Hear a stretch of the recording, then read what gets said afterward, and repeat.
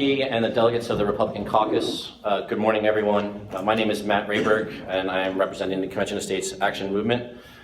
Thank you, Delegate Fisher, for inviting me to speak on behalf of the Convention of States Action Movement.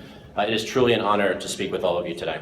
With me today is Steve Patton, our Maryland State Convention of States State Director.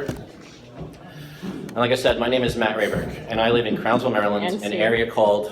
Oh, I'm sorry. See, I didn't see you on the end. I'm the legislative and C. Harrison, maybe some of you already know her, but she's our legislative liaison for our organization.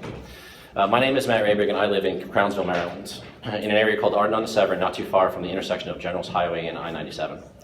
This means that I'm represented by District 33 delegates Heather Bagnall, Sid Sabb, and Michael Malone. Steve here could have asked any number of people from the national organization or some high-profile celebrity persona to talk to you and represent the movement. So why me? Why did he choose me? I'm just an ordinary citizen. Frankly, I'm almost 40 years old, and I have voted one time in my entire life.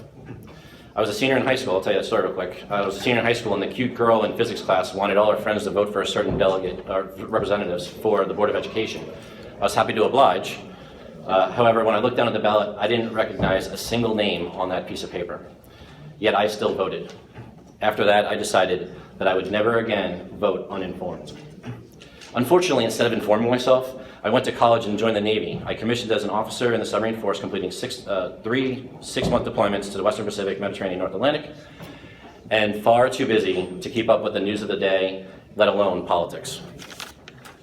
The Navy ultimately assigned me to a professor position at the Naval Academy, so there is a test at the end of my speech, and that joke never gets old. Teaching cybersecurity and electrical engineering for future naval officers. In 2016, I started to realize I was getting closer to retirement, and with a wife and two kids, two daughters, I decided it was finally time that I had to grow up and start paying attention to what was happening in the real world. Believe it or not, I watched both the Democratic and Republican debates. Through it all, I had two thoughts. The first, how unhappy I was where the country seemed to be going. The second, I felt helpless. What could I do, an ordinary citizen? At the time, I barely knew the difference between Democrats and Republicans. So first, I am now a registered voter in Maryland, and I plan to be well informed in November. Second, I learned about this Convention of States movement. The Convention of States action is about answering the question, who decides? And the answer is, we the people decide. And particularly, we the people in Maryland should decide what is best for Maryland. The Convention of States Action Movement is a three-subject, nonpartisan political organization whose goal it is to limit the power of the federal government and return that power back to the state legislatures, back to you, by using the Article 5 process of the Constitution. Article 5 of the Constitution allows the state legislatures to call a convention of states and propose amendments to the Constitution, which would be ratified by the state legislatures, independent of Congress. Our application is to call a convention to propose amendments within three subjects. The first, term limits for federal elected and appointed officials. The second, fiscal responsibility on the federal government. And third, prevention of federal overreach. The Convention of States Action Movement is not trying to rewrite the Constitution. We are trying to limit the power of the federal government, and again, bring that power back to you, back to the state level. The 10th Amendment states that powers not explicitly delegated by the Constitution to the federal government are therefore reserved for the states. And we believe that the federal government has exceeded the powers authorized to them by the Constitution. Last week, I hand-delivered flyers to your offices and an invitation to our Citizens Action Day taking place today. One staffer actually asked me, are you with the conservative or the liberal one? The nonpartisan one. Okay. Yes, there are multiple COS groups, and when the subject of Convention of States comes up, I urge you to confirm which one is the discussion, and of course, vote for support and vote in favor of ours.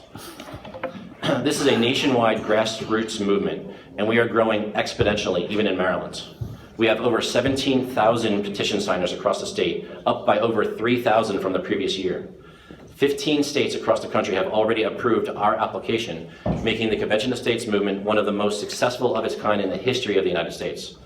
So now the question is, what do I want from you? Because frankly, who talks to politicians unless we want something? Well, first, as I mentioned, we are hosting Citizens Action Day in Route 142 today, all day. You are invited to attend and meet dozens of constituents who are also here and believe in the cause. And if for no other reason, please come and eat the food that we are providing. Additionally, you should be receiving a packet of information from your constituents hand-delivered to your office today. The second thing is I want to encourage your bipartisan support for our resolution. I need your help. We are doing our part, but I need your help with not only convincing everyone else in this room, but across the aisle.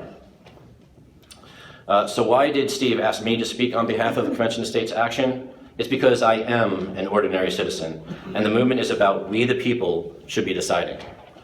We're happy to stay and answer any questions that you may have now, and I look forward to meeting you later in room 142 for our Citizens Action Day event.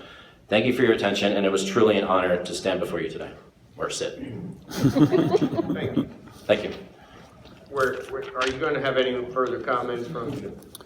We can field any kind of questions you have. We didn't want to tie up a lot of your You got time. a tight schedule on that. Yep. And everything's good. Just want to make certain of that.